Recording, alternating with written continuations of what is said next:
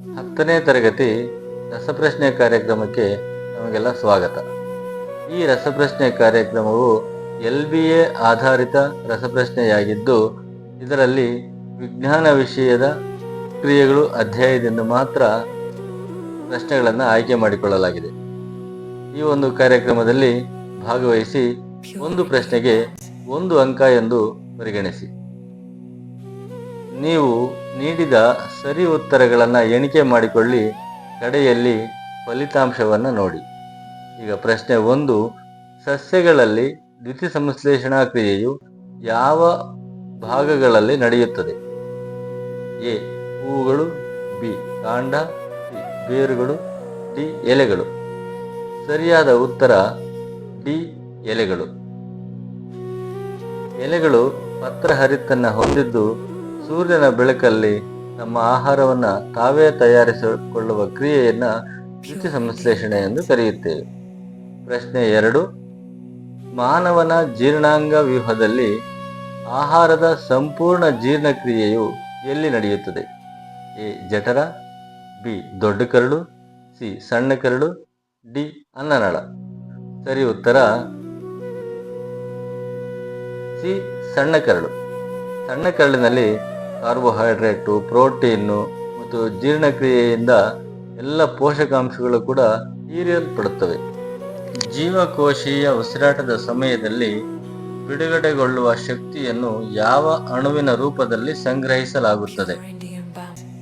A ADP, B ATP, C CO2, D DNA.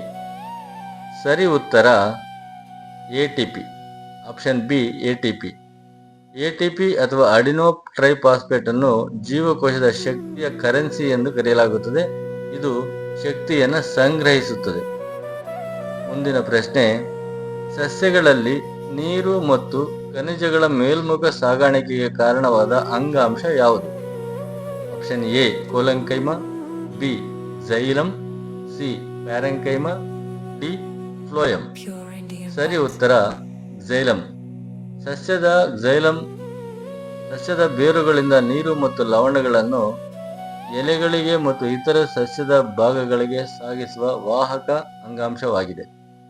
ಮುಂದಿನ ಪ್ರಶ್ನೆ, ಈಸ್ಟ್ನಲ್ಲಿ ಆಮ್ಲಜನಕದ ಅನುಪಸ್ಥಿತಿಯಲ್ಲಿ ನಡೆಯುವ ಉಸಿರಾಟದ ಉತ್ಪನ್ನಗಳು ಯಾವುವು? ಎ ಕಾರ್ಬನ್ ಡೈಆಕ್ಸೈಡ್, ನೀರು ಮತ್ತು ಶಕ್ತಿ, ಬಿ ಲ್ಯಾಕ್ಟಿಕ್ ಆಮ್ಲ ಮತ್ತು ಶಕ್ತಿ, C pyruvate, D ethanol carbon dioxide ಮತ್ತು ಶಕ್ತಿ.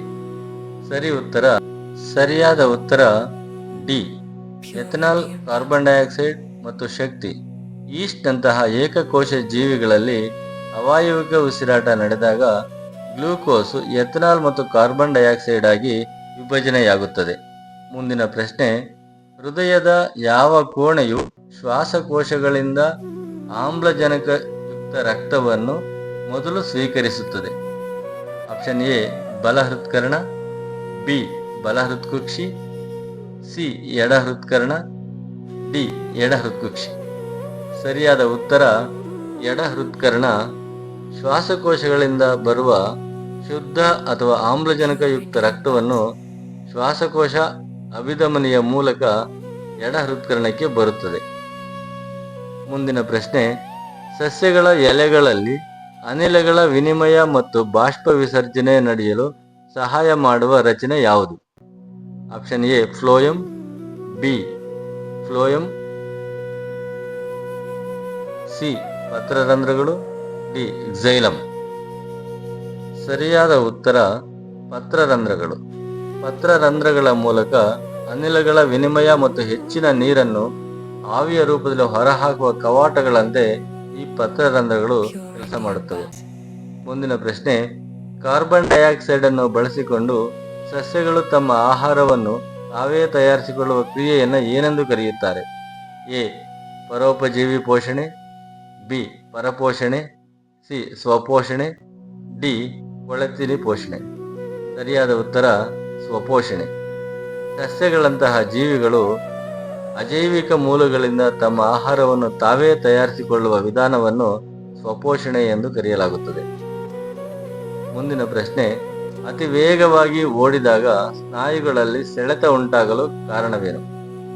ಆಪ್ಷನ್ ಎ, ಅತಿಯಾದ ಕಾರ್ಬನ್ ಡೈಆಕ್ಸೈಡ್ ಉತ್ಪತ್ತಿ. ಬಿ, ಗ್ಲೂಕೋಸ್ ಹೆಚ್ಚಾಗುವುದು. ಸಿ, ಲ್ಯಾಕ್ಟಿಕ್ ಆಮ್ಲ ಶೇಖರಣೆಯಾಗುವುದು. ಡಿ, ಎಥೆನಾಲ್ನ ಶೇಖರಣೆ. ಸರಿಯಾದ ಉತ್ತರ ಲ್ಯಾಕ್ಟಿಕ್ ಆಮ್ಲದ ಶೇಖರಣೆ. ಆಮ್ಲಜನಕದ ಕೊರತೆಯಿಂದ ಸ್ನಾಯು ಜೀವಕೋಶಗಳಲ್ಲಿ ಗ್ಲೂಕೋಸು ಲ್ಯಾಕ್ಟಿಕ್ ಆಮ್ಲವಾಗಿ ಬದಲಾಗುತ್ತದೆ. ಇದರಿಂದ ಸ್ನಾಯು ಸೆಳೆತ ಉಂಟಾಗುತ್ತದೆ. ಮುಂದಿನ ಪ್ರಶ್ನೆ, ನಮ್ಮ ದೇಹದಲ್ಲಿ ನೈಟ್ರೋಜನ್ ಯುಕ್ತ ತ್ಯಾಜ್ಯಗಳನ್ನು ರಕ್ತದಿಂದ ಬೇರ್ಪಡಿಸುವ ಕ್ರಿಯೆ ಎಲ್ಲಿ ನಡೆಯುತ್ತದೆ? ಆಪ್ಷನ್ ಎ, ಶ್ವಾಸಕೋಶಗಳು. ಬಿ, ಹೃದಯ. ಸಿ, ಮೂತ್ರಪಿಂಡಗಳು. ಡಿ, ಯಕೃತ್. ಸರಿಯಾದ ಉತ್ತರ ನಮ್ಮ ದೇಹದಲ್ಲಿ ನೈಟ್ರೋಜನ್ ಯುಕ್ತ ತ್ಯಾಜ್ಯಗಳನ್ನು ರಕ್ತದಿಂದ ಬೇರ್ಪಡಿಸುವ ಕ್ರಿಯೆ ಮೂತ್ರಪಿಂಡಗಳಲ್ಲಿ ನಡೆಯುತ್ತದೆ. ಈಗ ನಿಮ್ಮ ಸರಿಯಾದ ಉತ್ತರಗಳನ್ನು ಒಂದು ಸಲ ಪರಿಶೀಲಿಸಿ. ನೀವು ಎಲ್ಲ ಪ್ರಶ್ನೆಗಳಿಗೂ ಉತ್ತರಿಸಿದರೆ ನಿಮ್ಮ ಬುದ್ಧಿವಂತಿಕೆ ಅದ್ಭುತ. 7ರಿಂದ 8 ಪ್ರಶ್ನೆಗಳಿಗೆ ಉತ್ತರಿಸಿದರೆ ತುಂಬ ಚೆನ್ನಾಗಿ ಉತ್ತರಿಸಿದ್ದೀರಿ. 5ರಿಂದ 6 ಪ್ರಶ್ನೆಗಳಾದರೆ ನಿಮ್ಮ ಬುದ್ಧಿವಂತಿಕೆ ಚೆನ್ನಾಗಿದೆ. 3ರಿಂದ 4 ಸರಿ ಉತ್ತರಗಳಾಗಿದ್ದರೆ ಈ ವಿಡಿಯೋವನ್ನು ಮತ್ತಷ್ಟು ನೋಡಿ ಅಭ್ಯಾಸ ಮಾಡಿ. ನೀವು ಕೇವಲ 0ಯಿಂದ 2 ಪ್ರಶ್ನೆ ಮಾತ್ರ ಉತ್ತರಿಸಿದರೆ ಮತ್ತೆ ಈ ವಿಡಿಯೋವನ್ನು ನೋಡಿ ಈ ಎಲ್ಲ ಪ್ರಶ್ನೆಗಳಿಗೂ ಉತ್ತರಿಸಲು ಪ್ರಯತ್ನಿಸಿ. ಈ ವಿಡಿಯೋವನ್ನು ನೋಡಿದ ಎಲ್ಲ ವಿದ್ಯಾರ್ಥಿಗಳಿಗೆ, ಈ ಕಾರ್ಯಕ್ರಮದಲ್ಲಿ ಭಾಗವಹಿಸಿದ ಎಲ್ಲರಿಗೂ ಧನ್ಯವಾದಗಳು. ನಿಮಗೆ ಕಾರ್ಯಕ್ರಮ ಇಷ್ಟವಾಗಿದ್ದಲ್ಲಿ ಒಂದು ಲೈಕ್ ಅನ್ನು ಕೊಡಿ. ಜೈ ಹಿಂದ್, ಜೈ ಕರ್ನಾಟಕ ಮಾತೆ.